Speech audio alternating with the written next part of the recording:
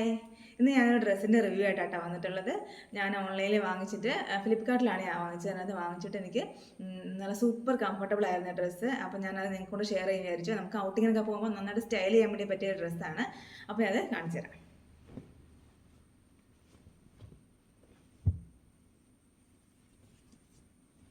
ഇതാണ് കേട്ടോ, നല്ല ബഡ്ജറ്റ് ഫ്രണ്ട്ലി ആയിട്ട് നമുക്ക് വാങ്ങിക്കാൻ പറ്റുന്ന ഡ്രസ്സാണ്. ഇതിൻ്റെ ബാക്ക് സൈഡ് എങ്ങനെയാണുള്ളത്,